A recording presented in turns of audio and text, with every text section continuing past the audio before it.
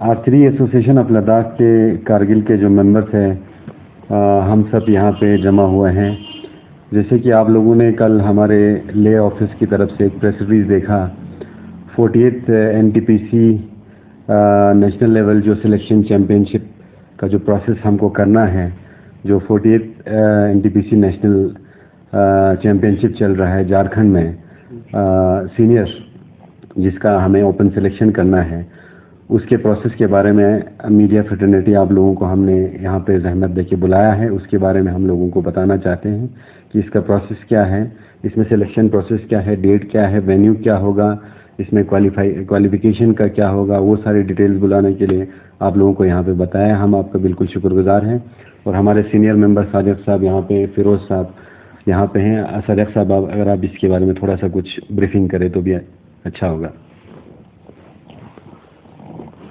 अभी जो है आर्चरी एसोसिएशन लद्दाख का जो है ये लास्ट 2 या पहले 2019 में फरवरी में हमारे जो है इस एसोसिएशन का फैम हुआ था लेने। तो मैं जनाब MP साहब को बहुत मशकूर और ममनून हूँ, जिनकी अथक कोशिशों के वजह से जो है आज जो है हमारे करगिल के जवान, लद्दाख के जितने भी जवान हैं, चाहे वो सीनियर नेशनल आर्चरी में हो, चाहे जूनियर में हो, चाहे सब जूनियर में हो, इस वक्त पार्टिसिपेट करने का मौका मिल रहा है। अभी तो ये शुरुआत ही है। तो हमारे यहाँ लद्दाख से हर साल जो है 3 नेशनल खेलने के लिए जाना पड़ेगा यहाँ से, एक सीनियर लेवल में, एक जूनियर में, एक सब जूनियर में। तो अभी जो है हमने ये जो archery association of UT Ladakh जो है इसको फ्रेम करने के लिए 2005 से कोशिश कर रहा था, लेकिन बदकिस्मती कुछ मजबूरियां बहुत आए, रास्ते में रुकावट आए, इसमें काफ़ी देरी हुआ, बहुत वक्त ज़ाया हो गया। तो अभी तो तमाम जितने भी हमारे करगिल के आर्चर हैं उनके खुले मैदान में मुकाबला करने का मौका आ गया है और अपना टैलेंट दिखाने का मुकाबला आ गया है। तो मैं समझता हूँ इंशाअल्लाह हमारे करगिल के जितने भी यूथ हैं उन्होंने जब ना कीमती इक्विपमेंट खरीद कर इस वक्त आर्चरी खेल रहा है, तो उनका जो फाइनेंशियल जो उसमें एक्सपेंडिचर इसमें खर्चा किया है वो जरूर रंग लाएगा। तो इंशाअल्लाह हमारी यही कोशिश रहेगा कि अच्छे से अच्छे आर्चर यहाँ से निकले और हमारे लेह के जितने भी आर्चर हैं उनके साथ कंपटीशन में उतरे, ताकि नेशनल में जाके अब नेशनल लेवल के जितने भी आर्चर हैं उनके साथ मुकाबला करने का वो लोग मौका मिले और कोशिश करें कि हमें इस हद तक मेहनत करने की जरूरत है। तो इसी के साथ मैं शमीम को माइक हवाले करता हूँ। Thank you. 10 तारीख को हमारा एसोसिएशन की तरफ से सिलेक्शन प्रोसेस का ट्रायल यहाँ पे होगा। वो हमारा वेन्यू रहेगा खरी सुल्तान चो ब्यामाथंग में, और मैन और वुमेन दोनों, जिसमें हमारे 3 अलग अलग राउंड्स हैं। रिकर्व राउंड है, कंपाउंड राउंड है और हमारा इंडियन राउंड है। रिकर्व राउंड में हमारा जो क्वालिफाइंग रहेगा 250 पॉइंट्स रहेगा आउट ऑफ 360, जिसमें हमारा आपका कंपलसरी हमारा एक लोगों से गुजारिश है, खासकर जो प्रोफेशनल आर्चर्स है जिन्होंने इतना इन्वेस्टमेंट करके इक्विपमेंट्स लाए हैं, अब उनको वाकई में एक मौका मिला है, अपने टैलेंट को दिखाने का एक प्लेटफॉर्म मिला है। तो हम उनसे रिक्वेस्ट करते हैं कि फुली इक्विप्ड पूरे सामान के साथ, साजो सामान आर्चरी में जो ज़रूरत पड़ता है, इसमें कोई ऐसा कुछ नहीं, फुल सेट के साथ आना है।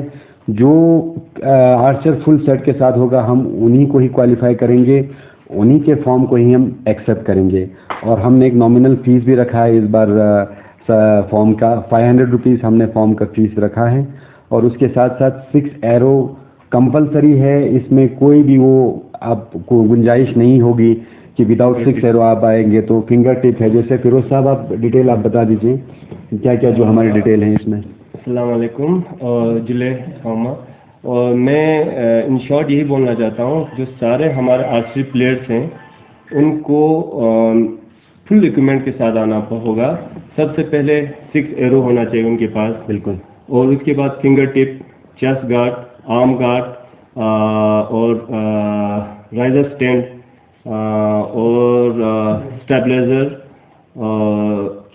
कीवर्ड, यानी ये बेसिक कुछ चीजें हैं जिनके बिना आप इंटरनेशनल तो छोड़ो, एक नेशनल का छोटा सा कंपटीशन में आप हिस्सा नहीं ले सकते हो, मतलब वो डिस्क्वालीफाई कर देते हैं। तो हम चाहते हैं कम से कम यहाँ पे जो सिलेक्शन ट्रायल होगा उसमें ही हम ये सारी चीजें वहां पे मेंशन करके प्लेयर्स को ये सारी चीजें यहीं से हम सारा प्रिपरेशन करके देंगे। वहां पे कैसे आपको इसका जो आर्चरी इसका डिसिप्लिन होगा वो कैसे होगा, वो सारा कुछ उसी सिलेक्शन के दिन बताएंगे। लेकिन प्लेयर्स के साथ ये सारी चीजें इक्विपमेंट होना बहुत जरूरी है। विदाउट ये इक्विपमेंट ना हो तो हम उनको डिस्क्वालीफाई कर देंगे। थैंक यू जी। हमारा एक इवनिंग में मीडिया के थ्रू भी आप लोगों का ये हम एक मैसेज दे रहे हैं लोगों को टोटल प्रोग्राम और प्रोसीजर के बारे में, और शाम को हम रेडियो पे भी अनाउंसमेंट करेंगे ताकि फार फ्लंग विलेज जहाँ पे आपका इंटरनेट का कोई सुविधा नहीं है वहाँ लोग रेडियो के माध्यम से इस चीज़ को सुन सकते हैं। और इसमें आपका सबसे मेन एक चीज़ है, मैं रिक्वेस्ट करता हूँ लोगों को, हमने बहुत ही स्ट्रिक्ट रखा है, इसमें क्वालिफाइंग पॉइंट स्ट्रिक्ट है, उसमें कोई भी और कंडीशन नहीं रखा है। इक्विपमेंट बराबर होना चाहिए, क्योंकि आप देखिए इस तरह का कंपटीशन अब होते ही रहेंगे। अब पिछले बार भी हमने कुछ लड़के भेजे थे, अनफॉर्चुनेटली उसमें कोविड के वजह से ज़्यादा हम उसको आगे बढ़ा नहीं सके, और इसमें भी जो उस हमारे लड़के सिलेक्ट भी हुए थे, हमने उन्हें देहरादून के लिए भेजा भी था यहाँ से। तो हम यही चाहते हैं ऐसा कंपटीशन चलता रहता है। आर्चरी एसोसिएशन ऑफ इंडिया की तरफ से हमारे एसोसिएशन को अभी लेटर आया, इसी तरह फर्दर ऑल ओवर इंडिया जितने भी आर्चरी से रिलेटेड कंपटीशन होंगे उनके तरफ से हमें आता रहेगा। तो हम चाहते हैं अगर आप सही में एक अच्छा आर्चर बनना चाहते हैं, उसमें अपना एक करियर बनाना चाहते हैं स्पोर्ट्स में, तो आप इसको बिल्कुल सिंसियरली लीजिए। 6 एरो बहुत ही कंपलसरी है, क्योंकि पिछले बार हमें देखने को मिला था बहुत सारे लोग आए थे, कहा था कि हमारे पास एरोज नहीं। अब एक कॉमन सेंस की बात है, आप 50-60 हज़ार का अभी वो लेके आ रहे हो, तो हम रिक्वेस्ट करते हैं कि आप कोशिश करें कि 6 एरो किसी भी तरह होना चाहिए। हो सकता है वहाँ 50 लोग आए सिलेक्शन के लिए, 100 लोग आए, हमारे पास टाइम कम है। Already archery association of India की तरफ से हमें बिल्कुल शॉर्ट नोटिस पे ये मिला है, तो आप लोगों ने देखा ही होगा, कल हमारा ले ऑफिस से कल ही अनाउंसमेंट हुआ है, तो उनके कहने पर हम यहाँ भी अनाउंसमेंट कर रहे हैं। तो हमारे पास एरो फिर रिपीट करना, टारगेट से फिर वापस लेके आना, फिर रिपीट करने का टाइम नहीं होगा। 6 राउंड का ये आपका सिलेक्शन प्रोसेस होगा, जिसमें आपको 36 एरोस होंगे टोटल, पर राउंड 6 एरो होगा।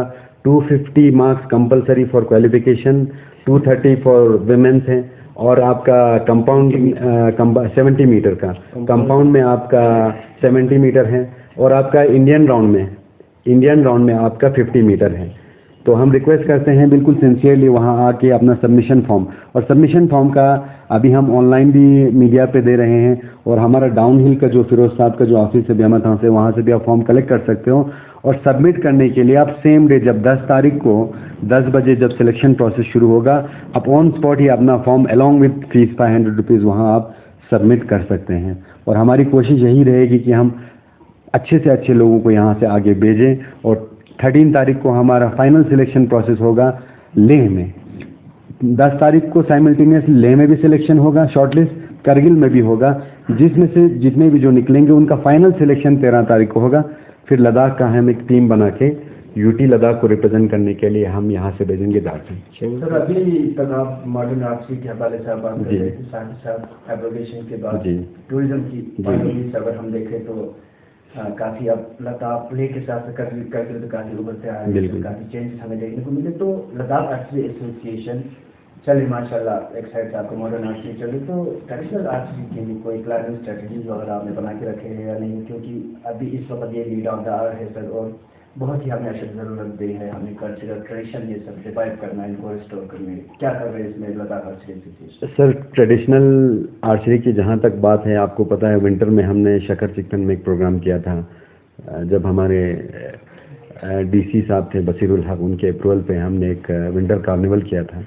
वहाँ पे हमने मॉडर्न आर्चरी से पहले स्पेसिफिकली ही एक अपने कल्चर और अपने तमद्दुन को कायम रखने के लिए हमने एक कल्चरल आर्चरी का भी एक वहाँ पे कंपटीशन रखा था, ताकि हम इस चीज़ को रिवाइव रख सकें। और वहाँ पे आपने देखा भी होगा कि बिल्कुल हमारे लोकल लिबास में आके अपना दा टंकुंग जू जो भी हो लेके आके वो सब हमने कायम रखा था। तो टूरिज्म पर्सपेक्टिव के लिए, या आप कह सकते हो कल्चर को कायम रखने के लिए, ये चीज़ बहुत ज़रूरी है। और हमारे आगे भी प्लान है, जब ये सारी चीज़ें मैच्योर हो जाएंगे हम कल्चर का भी कुछ कहीं ना कहीं कंपटीशन करने की कोशिश करेंगे। हम ये नहीं चाहते हैं कि बिल्कुल ख़त्म हो, ये चीज़ रहे, इसी से हमारी पहचान है। लेकिन सर जहाँ तक आप मॉडर्न की बात कर रहे हो, फ्यूचर जिसको भी बनाना है कंपटीशन में या लद्दाख को रिप्रेजेंट करना है, बाद में आपको स्टेट को या फिर कंट्री को रिप्रेजेंट करने के लिए मॉडर्न आर्चरी में आपका बहुत ज़्यादा स्कोप है। तो हम थोड़ा आप कह सकते हैं कि करियर के हिसाब से हम ज़्यादा इस पे ध्यान दे रहे हैं, और कल्चर और आप अपने उसको इसके हिसाब से हम ट्रेडिशनल पे भी हम उसके बारे में सोचेंगे। तो जिस तरह परसों आप लोगों ने जो ट्रायल बैच के लिए बुलाया गया है, जितने भी अफसर उनको, तो कैसे एज लिमिट क्या सर ओपन है कि नासिर साहब ये ओपन है, इसमें एज का कोई लिमिट नहीं है। पिछला जो हमने किया था देहरादून में जो कंपटीशन हुआ था वो जूनियर और सब जूनियर का था, उसमें एज लिमिट था। ये ओपन है, तो इसीलिए मैं रिक्वेस्ट ये कर रहा था कि ओपन में कोई एज लिमिट नहीं है, यहाँ कोई भी आ सकता है। तो इसीलिए जो बंदा हम एक्सपेक्ट कर रहे हैं कि पिछले बार हमारे सिलेक्शन में सब जूनियर और जूनियर में 40 या 50 आए थे, हम इस बार एक्सपेक्ट कर रहे हैं कि ये 100 से भी ऊपर हो सकता है। तो हमारे पास एरो रिपीट करने का या वो एक्सचेंज करने का ये सब इसका टाइम बिल्कुल नहीं होगा। हम 5 से 6 टारगेट वहाँ लगाएंगे और कम से कम टाइम में हमको सिलेक्ट करके फिर ले में फाइनल सिलेक्शन के बाद हमारे ये कॉम्पिटिशन शुरू हो रहा है sir, for your kind knowledge, 1 अक्टूबर से लेकर 10 अक्टूबर तक है। तो मीनवाइल हमको बहुत सारे काम करने हैं, हमें कोशिश करना है कुछ फंडिंग का हो सके, हम फंडिंग करके इनको खर्चे भी भेजें, फिर यूनिफॉर्म का यूटी लद्दाख का यूनिफॉर्म बनाना पड़ता है, बहुत सारे फॉर्मेलिटीज है सर। मीनवाइल उनको ले में भी हमारे जो एक्सपर्ट्स हैं, कारगिल में भी जो एक्सपर्ट्स हैं, उनके थ्रू 10-15 दिन का जो टाइम हमको मिलेगा उसमें इनको कोचिंग भी देना है ताकि आगे जाके अच्छा परफॉर्म कर सके। तो मैं कुछ यूथ से जो स्टूडेंट तबके से जो अच्छा इसमें परफॉर्म करते हैं सर आर्चरी में, हाँ। जिसके पास पूरा इक्विपमेंट नहीं है सर, अगर कल ऐसे कुछ बंदे हैं तो आप लोग उनकी तरफ से उसको क्या मदद करेंगे? सर फिलहाल तो देखो हमारा एसोसिएशन का एफिलिएशन भी हाल ही में मिला है, पिछले साल एमपी साहब के बदौलत, उनकी कोशिश के बदौलत मिला है। तो अभी हमने नया एफिलिएशन है, हम भी कोशिश करेंगे सर इन फ्यूचर हमारे एसोसिएशन को या स्पोर्ट्स अथॉरिटी की तरफ से कुछ हमें फंडिंग होता है तो उसके बाद हम भी कोशिश करेंगे कि जो ग्राउंड लेवल के जो टैलेंट्स हैं, जिनके पास फाइनेंशियल क्राइसिस है, उनको हम मदद करने की कोशिश करेंगे सर। लेकिन फिलहाल ये बिगिनिंग है सर, हम रिक्वेस्ट करेंगे, ये एसोसिएशन के लिए हम नहीं कर रहे हैं, ये हम पूरे कौम के लिए कर रहे हैं कि सब एक होके इसमें मदद करके एक दूसरे का हम जितना हो सके अपनी तरफ से करने की कोशिश करेंगे सर। आने वाले दिनों में जिस तरह आपने बताया कि कुछ आर्चर आप झारखंड जमशेदपुर जी सिलेक्शन के थ्रू करगिल में, तो सिमिलरली आने वाले दिनों में ऐसा कोई प्लानिंग अगर आपने बना रखे कि नहीं बाहर से आर्चर यहाँ आए, हमारे बच्चों से आइडिया शेयर हो, एक्सपोजर मिले, टैलेंट एक दूसरे का पता चले, उनसे भी कुछ सीखे? सर इसका ये था, एक तो हमने आर्चरी स्टेडियम के लिए लोकेशन के लिए हमने सीसी साहब से भी एक बार मिले थे, रिक्वेस्ट किया था उनको। तो जिस तरह हमारा आर्चरी एसोसिएशन ऑफ इंडिया है और लद्दाख का हमारा है, लेह में सर लैंड का कोई प्रॉब्लम नहीं है, वहाँ पे वो लोग शायद 80 से 90 कनाल का प्रपोजल बना रहे हैं वहाँ पे। तो हम भी यहाँ रिक्वेस्ट कर रहे हैं, आपको पता है सर करगिल में तो ज़मीन की बहुत कमी है, यहाँ तो लोकेशन का बहुत प्रॉब्लम है। फिर भी हमने सीसी साहब से एक बार मिलकर रिक्वेस्ट किया था कि हमको यहाँ कम से कम कुछ ऐसा ज़मीन मिले। आर्चरी एसोसिएशन ऑफ लद्दाख का एक प्लान है सर, अगर वो लोग चाहते हैं कि लेह और करगिल में आर्चरी का एक ऐसा स्टेडियम बने, बाद में हमारे इंटरनेशनल और नेशनल लेवल का इवेंट्स भी यहाँ पे हो। जिस तरह सर अब लद्दाख एक अलग स्टेट है सर, यूनियन टेरिटरी है, झारखंड में जो कंपटीशन हो रहा है उसी तरह का कंपटीशन हम यहाँ भी कर सकते हैं, लेकिन हमारे पास हाल फिलहाल इंफ्रास्ट्रक्चर नहीं है सर। फ्यूचर में कोशिश करेंगे सर, अगर ये चीज़ हुई तो स्कोप बहुत है, आपको पता है पोलो है, आइस हॉकी है, आर्चरी है, ये तो हमारा मेन ही गेम है जिसमें हमारा बहुत अच्छा पोटेंशियल है सर। उनके लिए भी खुशखबरी है कि अभी कंपाउंड का भी टीम जा रहा है, इसी तरह रिकॉर्ड का भी जा रहा है और इंडियन रोड का भी जा रहा है।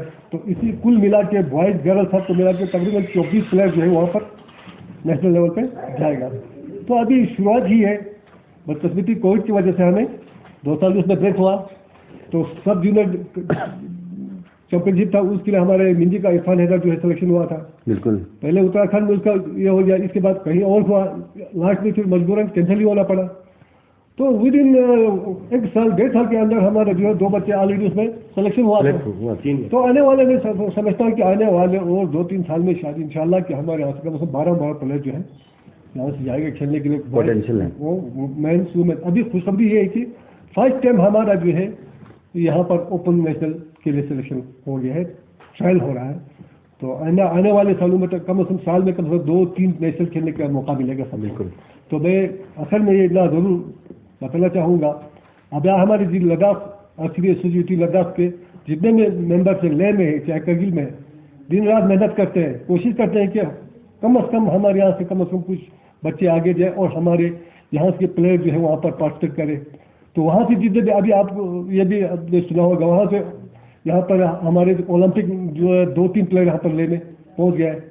तो रिसेंटली हमारे यहाँ पर ये दीपिका कुमारी और यहाँ पर अतुना राज जी आया, तो उनके संबंध में उनको मतलब लेना रखते हैं जितना हो सके। काफ़ी उनसा में उम्मीदें हैं कि कुछ ना कुछ हमारे यहाँ कोचिंग सेंटर का कुछ ना कुछ उनके तरफ से कंट्रीब्यूशन हमें मिल जाए, तो इंशाल्लाह आने वाले सालों में बेहतर ही होगा, अच्छा ही होगा। और तो तमाम प्लेयर को यही रिक्वेस्ट है कि अभी आप आज तक तो हम करगिल के गलियों में खेलते थे, अभी जो हम नेशनल लेवल पे जाना है तो उनको भी चाहिए कि आप नेशनल के रूल के चलें, स्पोर्ट्समैन की तरह और स्पोर्ट्समैनशिप इनको बरकरार करना है, रखना है। तो स्पोर्ट्स इसमें आने चाहिए, यूनिफॉर्म में जो होगा तो बहुत बेहतर। इसी तरह जो भी मतलब प्लेयर है हम रिक्वेस्ट करते हैं एरो जो अपना इंडिविजुअल होना चाहिए, किसी दूसरे से शेयर करके वो नहीं चलेगा नेशनल में। तो अभी थोड़ा साहब ने बताया जितने भी इक्विपमेंट वो अपना ही होना चाहिए, उससे क्या होगा खुद का स्कोर बढ़ जाएगा, कोई प्रॉब्लम नहीं रहेगा। अभी कंपटीशन के दौरान तो एक ही एरो अगर करनी पड़े तो उसी से तो हार जाते हैं टीम। तो वही मैं यही रिक्वेस्ट करता हूँ कि इंशाल्लाह आने वाले सालों में हमारे जो है आर्चर जो है अच्छे से अच्छा रिजल्ट रहेंगे। तो उम्मीद करता हूँ कि यही तो हमारी शुरुआत है। इसी के साथ में आप लोगों का बहुत शुक्रिया अदा करता हूँ। Thank you. For more updates, subscribe to our channel Kargil Today. Click the show links and enjoy watching the videos. Like us on Facebook and follow us on Instagram. Keep watching Kargil Today. Keep enjoying Kargil Today, the only voice of Kargil Ladakh.